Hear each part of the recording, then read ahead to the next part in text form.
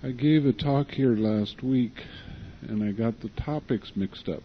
I thought last week I was supposed to talk about meditation, and I was supposed to talk about Buddhism. And this week I was supposed to talk about meditation, but this week I'm going to talk about Buddhism instead, so we get it straightened up a little bit.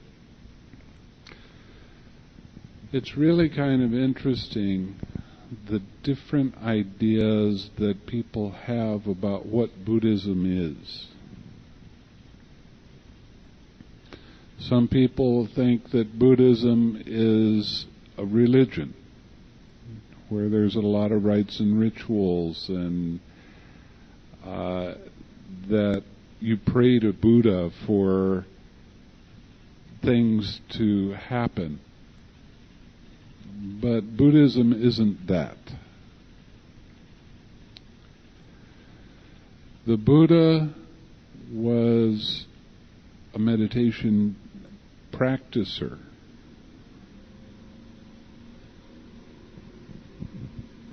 And he was so successful at practicing the meditation that he became completely awake.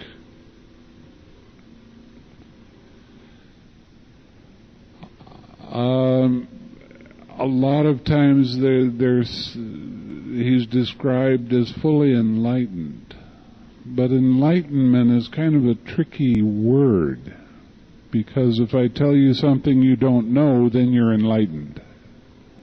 But that's not the same thing as what happened with the Buddha. So I prefer to use the word awakened. He became fully awake. People are walking around in a dream state, and mind is very clouded with different kinds of hindrances. Your mind becomes very clouded when there's lust or greed. Becomes very clouded when there's anger or hatred or aversion. Mind becomes very clouded when there's sleepiness and dullness. Mind becomes clouded when there's restlessness and anxiety. Mind becomes clouded when there's doubt. Now these 5 things, psychologists like to break down further and further and further and give it all kinds of different names. But basically every emotional state that we have is one of these 5 hindrances, or 2 of them.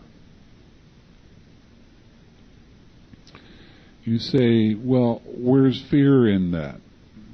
Fear has aversion in it, and it has anxiety in it. Depression. It's pretty much the same thing.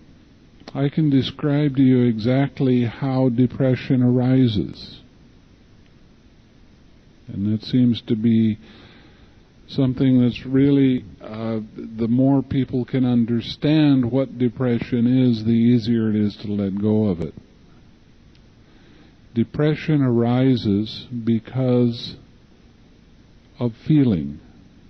There's a feeling that arises in the mind or in the body. And the way the Buddha talked about feeling is there's 3 kinds of feeling. There's a pleasant feeling, there's an unpleasant feeling, and there's a neutral feeling. We'll let the neutral feeling go and just talk about 2 kinds of feeling, pleasant feeling and unpleasant feeling.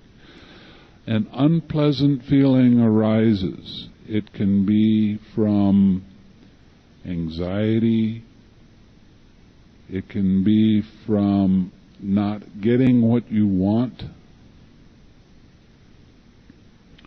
not seeing what you want to happen, And when this feeling arises, what happens next is your mind grabs onto it and says, I don't like that feeling and I want to push it away. And then what happens is we have a lot of thoughts about why we don't like that feeling. And the more we think about a feeling, the more intense that feeling becomes, and the more depression there is. Now, we're made up of 5 different things. The Buddha talked about this quite a bit. He said, we have a physical body. We have feeling. We have perception. Perception is the mind that recognizes and names, and it has some memory in that. I'll explain that more in a little bit. We have thoughts, and we have consciousness. Now, we're made up of these 5 things. That's what this process is. But when a feeling arises and it's unpleasant, the way we get caught by that feeling and resist it, and it gets bigger and until it affects the way you see the world around you, is we try to think the feeling away. But feelings are one thing and thoughts are something else. They're not the same thing. So when an unpleasant feeling arises, a little bit of anxiety, a little bit of fear, a little bit of sadness, whatever it happens to be, we think of all the reasons why we have that feeling and why we don't like that feeling and why we want that feeling to stop. And the more you think about a feeling, the bigger the feeling becomes.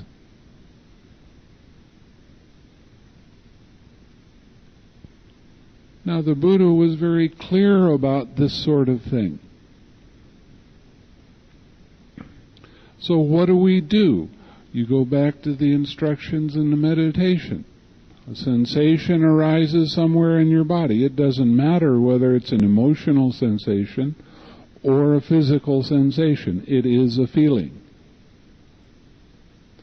When that feeling arises, you'll notice the first thing your mind does is begin to think about it. Why you like it, why you don't like it, why you want it to be different than it is, why you want it to stop and go away. All of the thoughts about the feeling makes the feeling bigger and more intense. So, the first part of the meditation is to let go of the thoughts about it, about the feeling. Let the thoughts go. And you'll notice that every time thoughts arise in your mind, there's tension and tightness. So you relax. You let go of that aversion to the feeling. And then you see that tight mental fist and allow the feeling to be there. Because it's the truth. It's there. Whether you like it or not doesn't really come into this. What you do is allow the feeling to be there without trying to control it, without trying to push it away, without trying to make it something other than what it really is. It's just a feeling. Now, somebody in your family dies. There's going to be sadness. That's the truth. And there's going to be grief. Grief is a real big word, but it's a concept. Just like an automobile is a concept. When you're looking for an automobile, where is it? Is it the wheels? Is it the motor? Is it the steering wheel? Is it the windshield? Is it the lights? Where is the automobile? The automobile is a lot of little tiny parts put together to make up this concept. Grief is the same way. Grief has dislike. It's an unpleasant feeling. There's dislike of the unpleasant feeling. It manifests in a lot of different ways.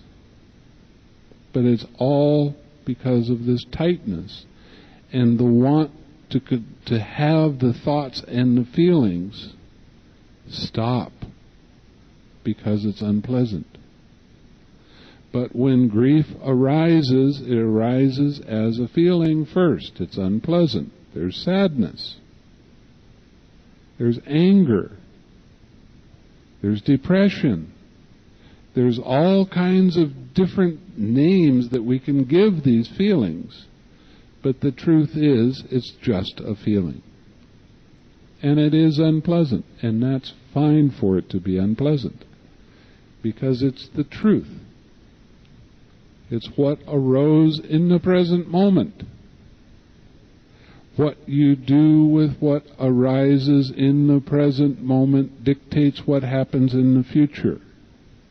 Now, I just described karma to you exactly. Something happens in the past. Somebody died. Somebody you love very dearly. And the next day, because you're attached, you didn't want that to happen, that feeling comes up again. Now, what you do with that feeling right now dictates whether you're going to suffer in the future or not.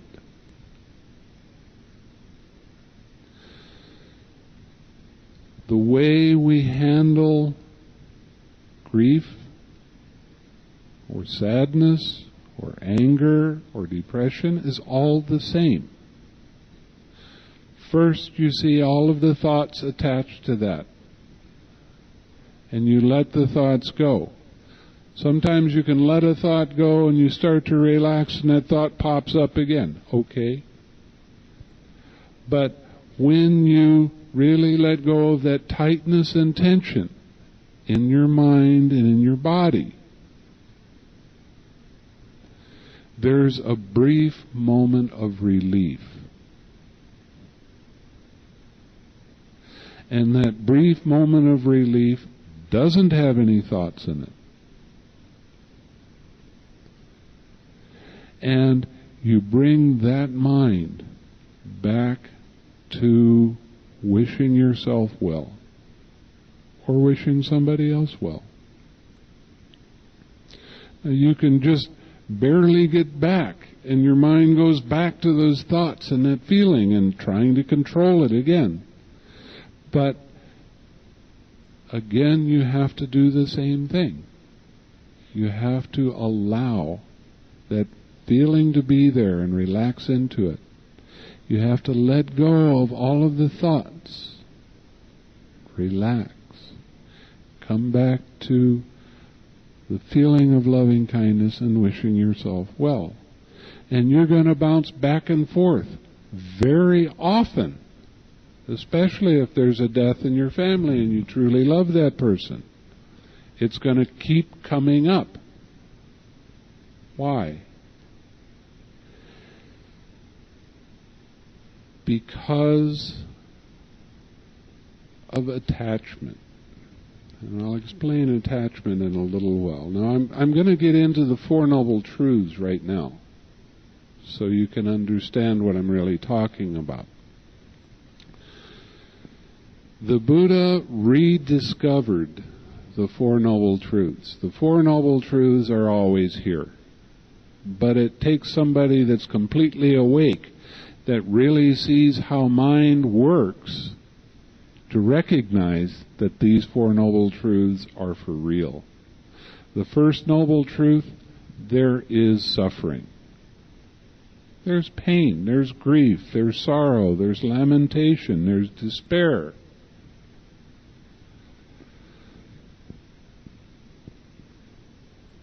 The second noble truth is a tricky one. The cause of the suffering. What's the cause of suffering? You say attachment. That's part of the truth.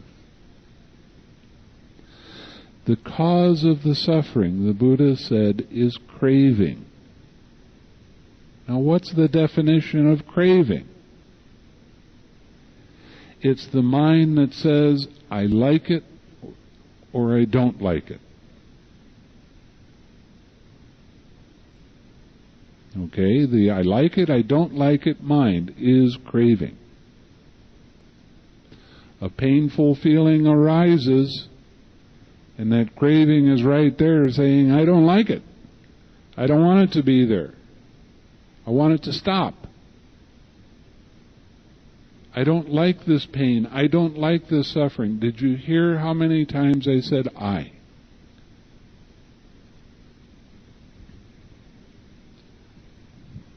Now, according to Buddhism, everything that arises is part of an impersonal process.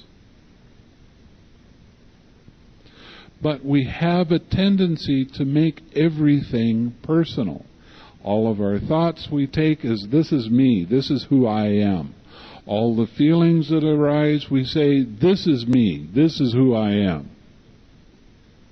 And when we get involved in in having these thoughts and having these feelings arise, we naturally try to control them.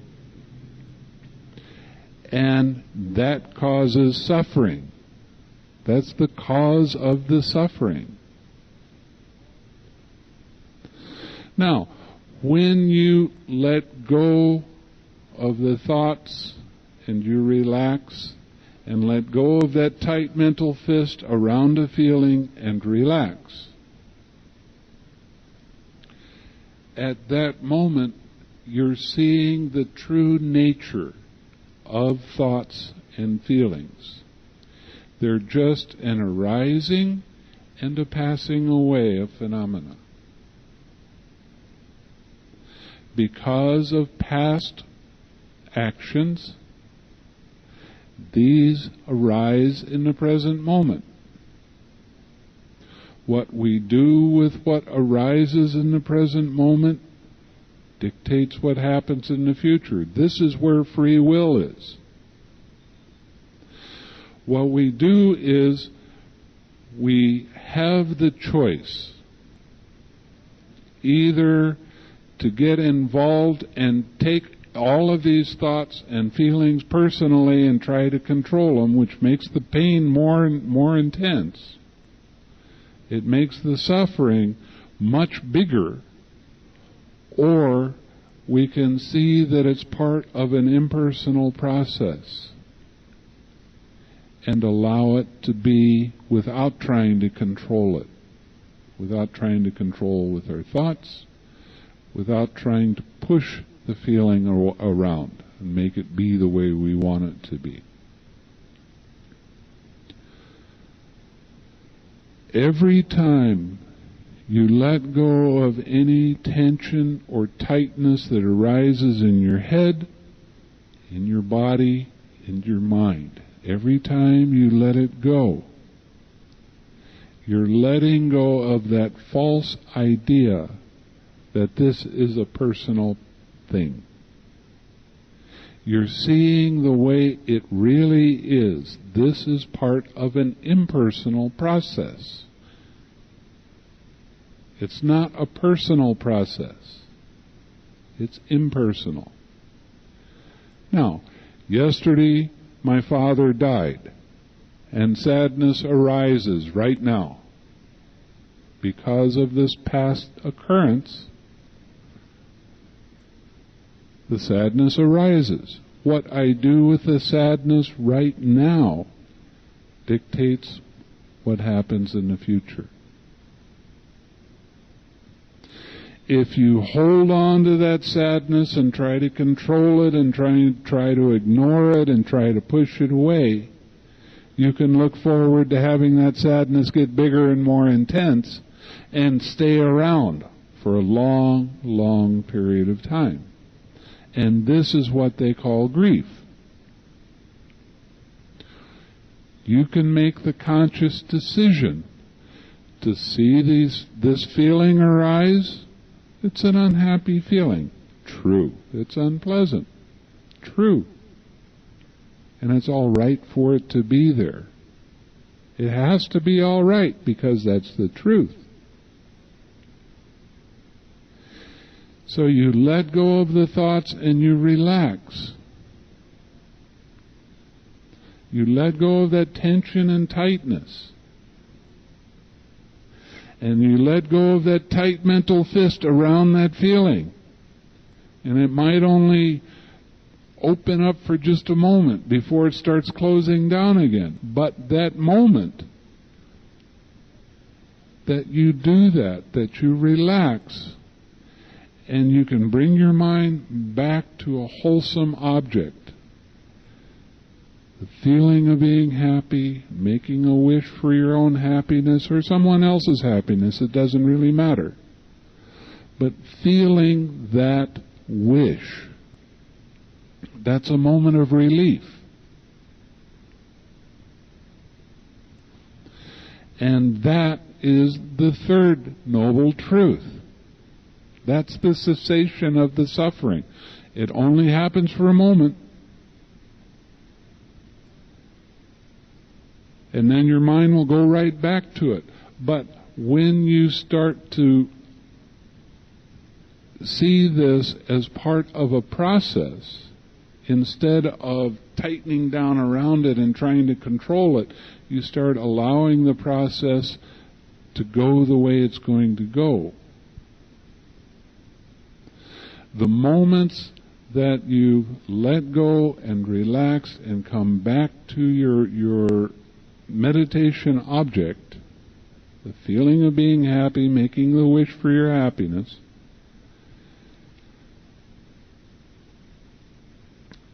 will begin to last for a little bit longer. At first, your mind is going to keep running back very, very quickly, and that's suffering, and that's hard. But as you persist, as you continue to see that this is what your mind is doing and this is what your body is doing, and you relax into it and come back, then you'll begin to stay on your wholesome object for longer periods of time. And it starts to change your perspective. It starts to change your view of the world.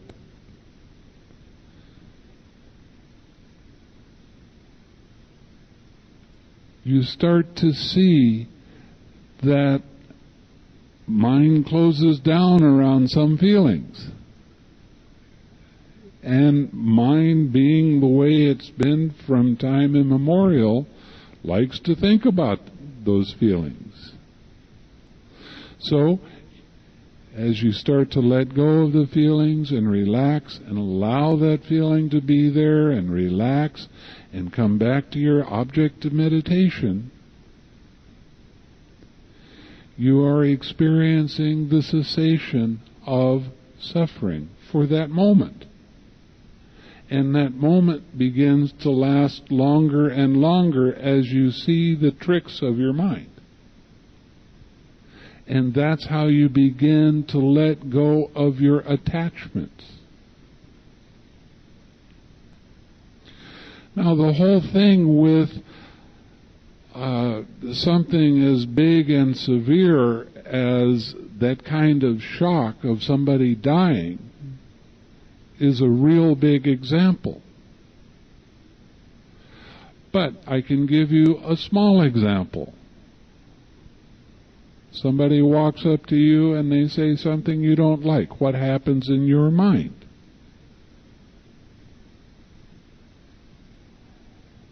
And then you, because of this tightness, you have the tendency to react the way you've always acted when somebody has come up and said something you don't like. You act again and again in the same way because of our habitual patterns, our habitual tendencies. So somebody walks up to you and they say something you don't like, and you wind up saying something back to them. You're taking their dissatisfaction and you're making it your own, and you're throwing your dissatisfaction back at them. Now you're at war. You're fighting a lot. And this is when you say things that you wish you hadn't have said, and you do things that you wish you hadn't have done. Now, when that person goes away, what do you think about? That no good so-and-so. They said this and I said that, and I should have said this to them. And I'm right, and they're wrong. So there's all this pride that starts to come up, and defending, and justifications, and all these different things come up into the mind. Now, while you've gone away from the situation, you're really caught up in your thoughts and your feelings, and you're not paying attention to what you do. What happens if you get into a car and you start driving? Are you really driving now? No, you're thinking. And that's when a lot of accidents occur. Because you're so caught up in thinking these thoughts and taking these thoughts personally. And all of these feelings, you're caught up taking them personally. That you're not being in the present moment. And you're not paying attention to what you're doing while you're doing it. And somebody in front of you while you're driving puts on the brakes and you don't see them, and then you hit them.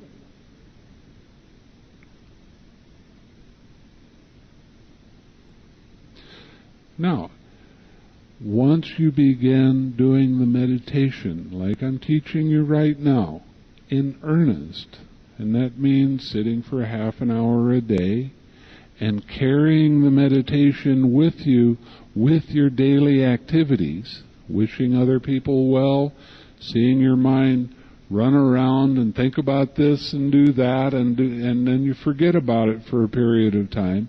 And then you see your mind is doing that, and you let go and relax and come back and wish somebody well again. Then you start to see when someone comes up and they start to scold you and give you their anger, you have a choice right then. You can take their anger and make it your anger and throw it back and be at war, or not. That's your choice. What you do in the present moment with what arises dictates what happens in the future. Now, if somebody comes up to you and they start scolding you, and they really are reading the riot act, and they have a red in the face or black in the face, and their face is very ugly, and they're really tight, and you see that person, and you have compassion for that person. Now, what's the definition of compassion? Compassion is seeing another person in pain, allowing them the space to have their pain, and love them anyway. So a person comes up and they're really angry, and they're right in your face. And you look at them and you see that they're suffering. They're really hurt at that moment. So instead of taking their anger and making it yours and you suffer along with them, what you do is you see that person suffering and you start not paying attention to what they're saying, but you start wishing them well. you start developing a feeling of peace and calm in yourself, and you wish that for your friend. Now, there's a couple things that happen after that. Either they'll calm down, and then you can start discussing what the real problem is, because it's not what they're saying when they first start out. Or they'll go away, because it takes two to fight. It takes two to tango. When there's only one fighting, then change occurs. You're having compassion for someone else allows the space for change to take place. And it's a change that is a good kind of change. Now, when they walk away and they're muttering to themselves, you know what that feels like. But when you're really practicing compassion and you're wishing that person well, as soon as they go away, your mind is open, your mind is bright. You're not thinking about anything else. You're ready to be in the present moment and take care of business that needs to be taken care of. It's not easy, but there's sure a lot less suffering when you do it. Now, when somebody is angry and you get in a fight with them,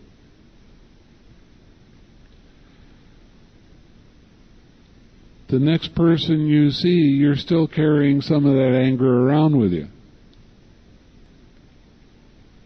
So you snap at them. You say something you wish you hadn't said. You do some things you wish you hadn't done. You might get in a fight with this next person, you might not, but that doesn't matter. You've hurt their feelings because of this past occurrence.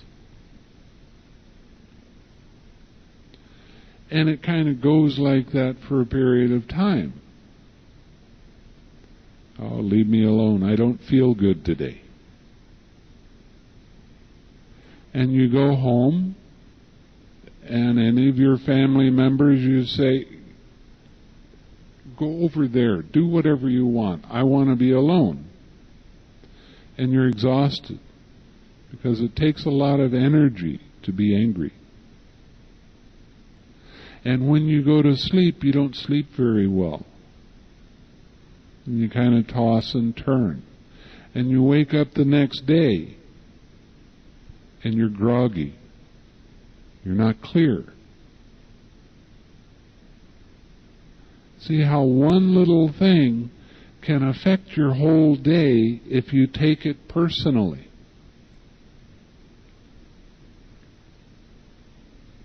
And that clouds the way we see the world around us. And we get into the habit of looking through these densely colored glass eyes that we have, these glasses.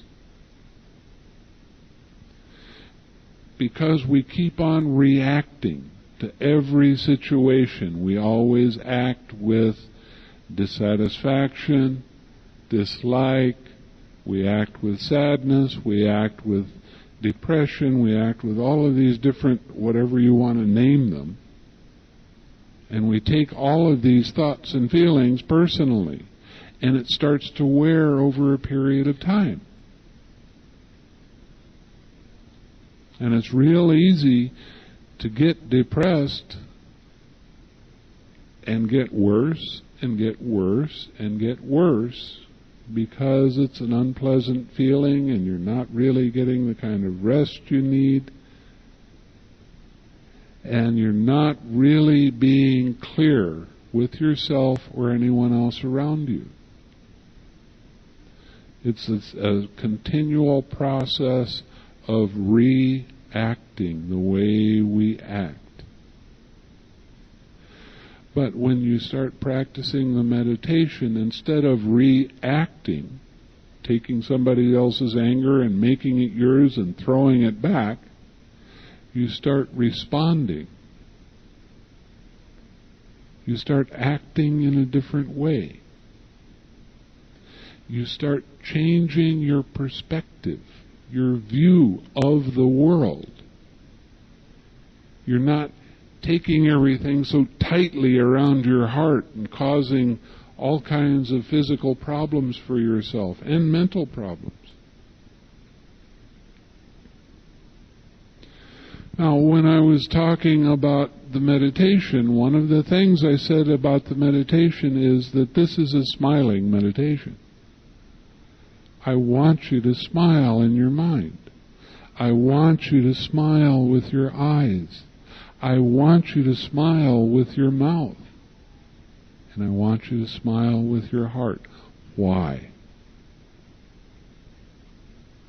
Because that's the easy way to let go of suffering. That's the easy way to start changing your view of the world.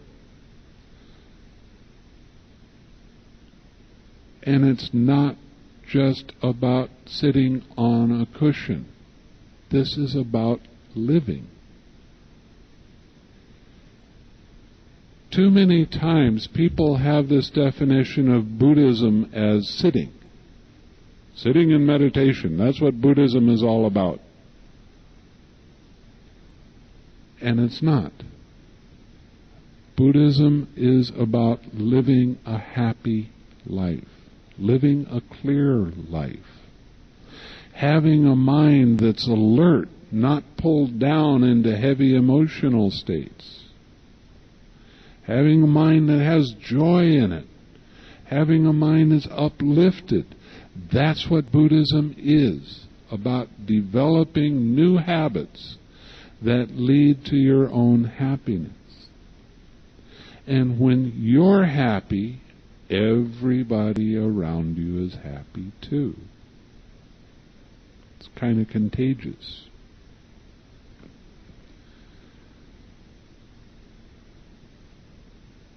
And another thing is that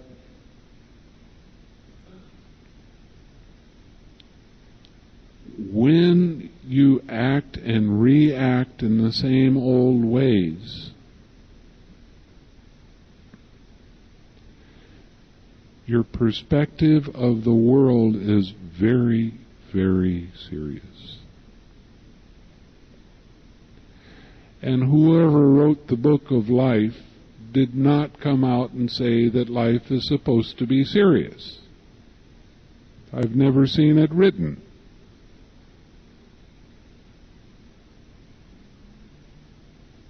You're on the spiritual path and you want to know something that's really amazing. It's okay to laugh, and it's okay to have fun. Even while you're sitting.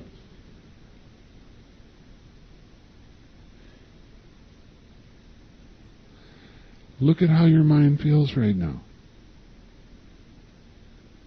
Your mind feels light, just from a little chuckle.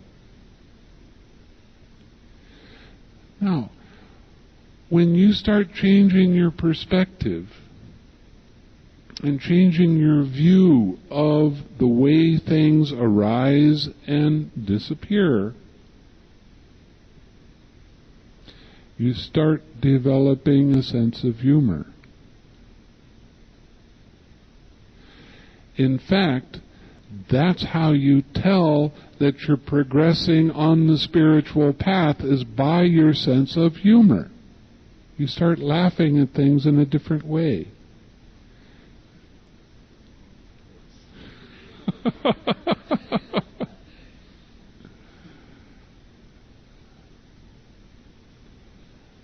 If anger, dissatisfaction arises, and you laugh at yourself for being caught by this one again, slow learner, you'd think I'd learn after a while. and you sincerely laugh, you're not caught by it anymore.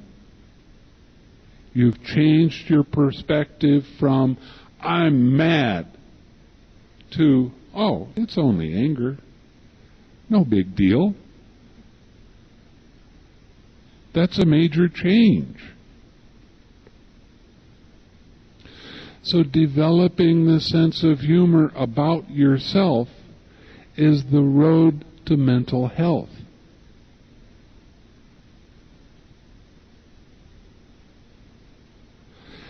When you have joy in your mind, when you're able to develop the sense of humor and laugh, those 5 hindrances that I first talked about, they won't arise. They only arise when we forget, and then our natural tendency comes back. And we get caught. Dislike this, and wish it was different than this, and want that, and all of these different things.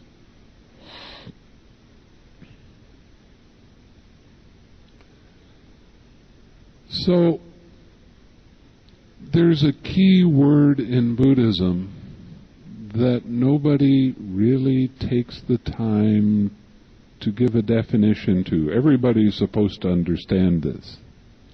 Be mindful. What in the world does that mean? What is mindfulness? Mindfulness is awareness of all of the movements of mind. Mindfulness is your observing power of how mind acts, reacts, or responds.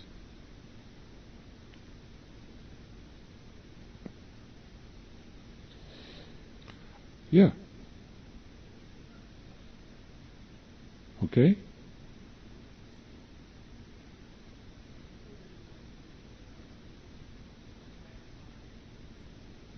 Actually, no. There's no higher and lower mind, but what there is wholesome and unwholesome mind.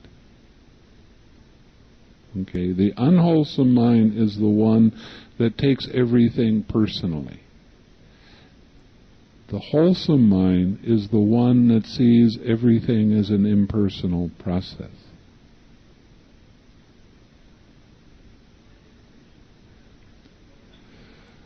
Yeah, well, I hope that would be your definition.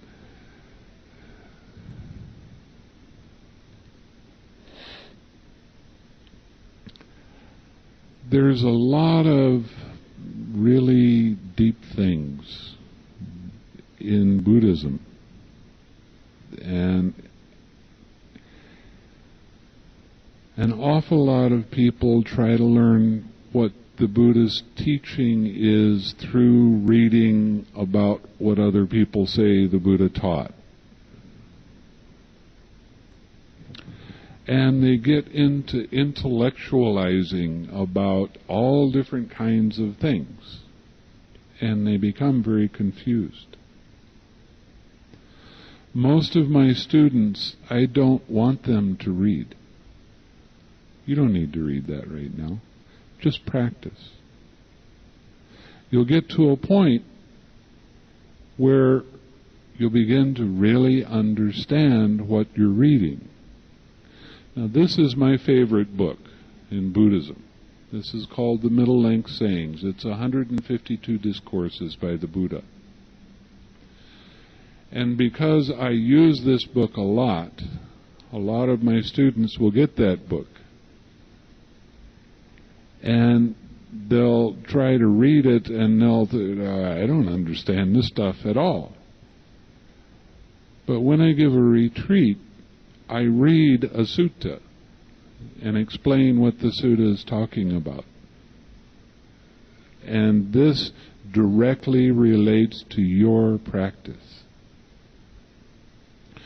when you get to a certain place in your practice where you're starting to understand the process, then picking up this book and reading it is really an eye-opener.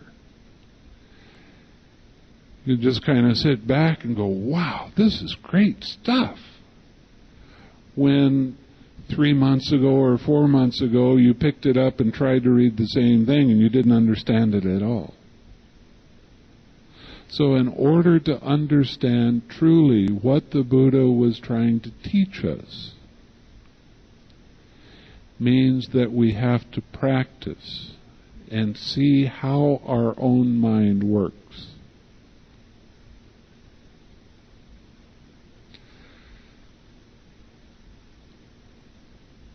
So, the Four Noble Truths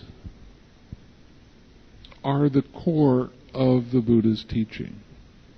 One time the Buddha was out in the forest and he picks up a handful of leaves and he said, "Monks, what's more, the handful of leaves that I have or all the leaves in the forest?" That's a no-brainer. All the leaves in the forest, of course. He said, all the leaves are in the forest is compared to the things I know. But the things that I teach are like the leaves in my hand.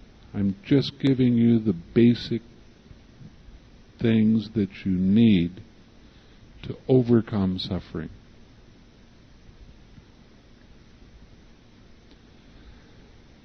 So the Buddha, he knew a lot of different things, but he didn't spend a lot of time on a lot of these things because it didn't lead directly to the cessation of suffering.